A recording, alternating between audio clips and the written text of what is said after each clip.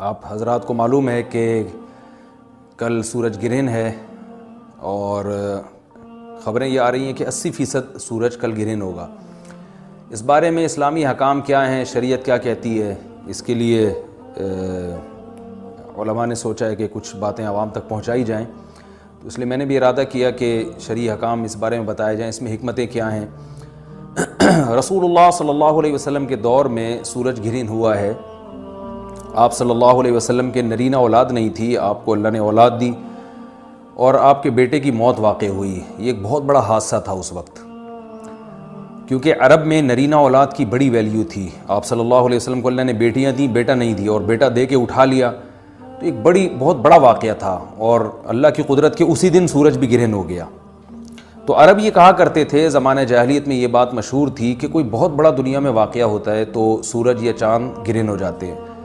اسی دن سورج بھی گرہن ہوا تو یہ بات پھیل گئی کہ محمد صلی اللہ علیہ وسلم سید الانبیاء رسول اللہ صلی اللہ علیہ وسلم کے بیٹے کی چونکہ موت واقع ہوئی ہے، اس لیے سورج گرہن ہوا ہے۔ آپ صلی اللہ علیہ وسلم نے اس بات کی تردید فرمائی اور آپ نے فرمایا ان الشمس والقمر آیتان من آیات اللہ لا ينکسفان بموت احدہما، کہ سورج اور چاند اللہ کی نشانیوں میں سے ایک نشانی ہے، لا ينکسفان بموت احدہما ولا لحیاتہ، نہ تو یہ کسی کی موت کی وجہ سے گرہن ہوتے ہیں، نہ کسی کی زندگی کی وجہ سے، بل یخوف اللہ بہما عبادہ، اللہ ان کے ذریعے اپنے بندوں کو ڈراتے ہیں۔ یہ بخاری مسلم کی حدیث ہے،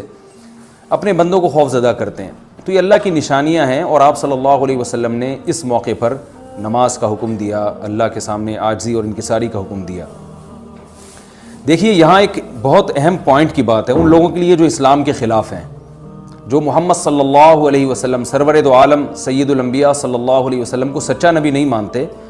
ان کے لیے اس حدیث میں آپ صلی اللہ علیہ وسلم کی نبوت کی ایک بہت زبردست دلیل موجود ہے۔ ایک واقعہ ہوا ہے آپ صلی اللہ علیہ وسلم کے بیٹے کی موت کا، اور عرب یہ ویسے ہی کہا کرتے تھے کوئی بہت بڑا دن ہوگا تو سورج گرہن ہوگا۔ تو کوئی بھی شخص جو جھوٹا نبی ہو، آپ خود بتائیے کہ کیا وہ ایسے موقع پہ اس واقعے کو اپنے حق میں کیش نہیں کرائے گا، اور وہ یہ کہے گا نہیں کہ میں تو پہلے ہی کہتا تھا میں بہت بڑی شخصیت ہوں، اور میرے بیٹے کی موت ہونا، ایک پیغمبر کے بیٹے کی موت ہونا ہے تو یقیناً یہ اس اللہ کی طرف سے ایک نشانیاں ہے، یہ نشانی ہے سورج کا گرہن ہونا، یہ بتانے کے لیے ہے کہ واقعی یہ بہت بڑا دن ہے، اور یہ بہت بڑا دن اس اعتبار سے کہ ایک نبی کے بیٹے کی موت واقع ہوئی ہے۔ لیکن آپ صلی اللہ علیہ وسلم نے یہ سب نہیں کیا، اور آپ نے بتایا کہ سورج اور چاند کے گرہن ہونے کا کسی کی موت یا زندگی سے کوئی تعلق نہیں، اور آج سائنس نے بھی ثابت کر دیا ہے کہ یہ ایک سائنٹیفک حقیقت ہے کہ جب زمین اور سورج کے درمیان چاند آ جائے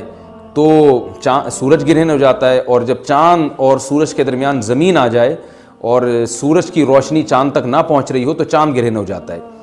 یہ ایک اس میں عبرت کی بات بھی ہے ان لوگوں کے لیے جو آپ صلی اللہ علیہ وسلم کی نبوت میں شک کرتے ہیں۔ البتہ آپ صلی اللہ علیہ وسلم نے اس موقع پر ہمیں حکم دیا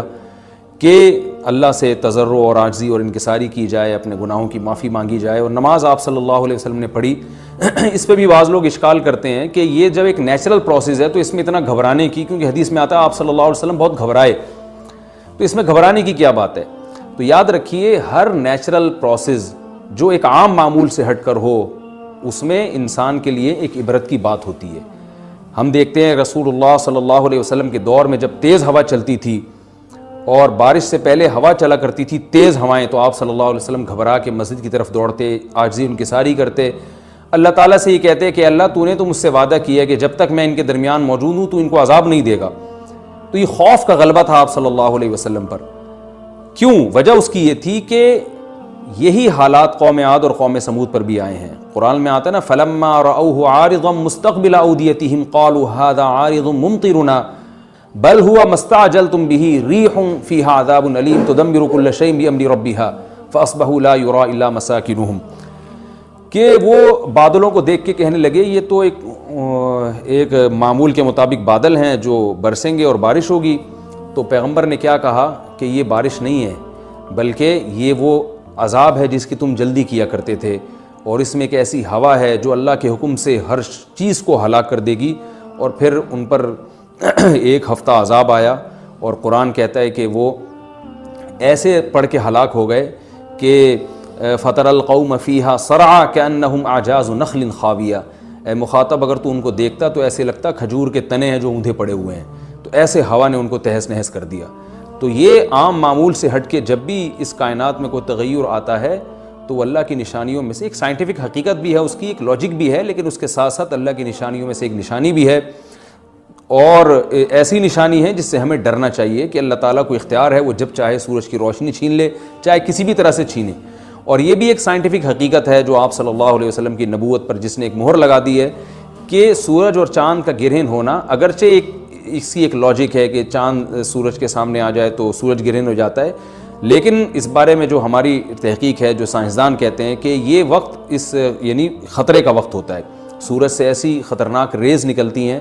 جو نقصان کا سبب بن سکتی ہیں، تبھی بعض حضرات سورج کی طرف دیکھنے سے بھی منع کرتے ہیں،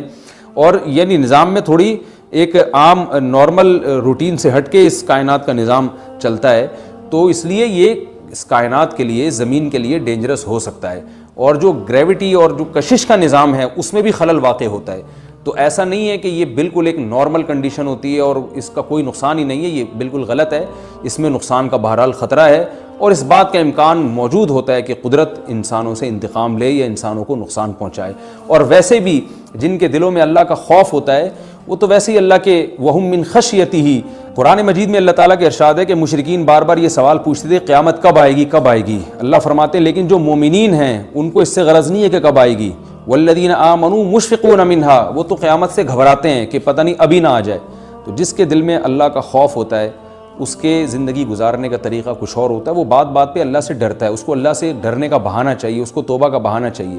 تو اس بحث میں پڑھنا کہ یہ تو ایک لاجیکلی ایک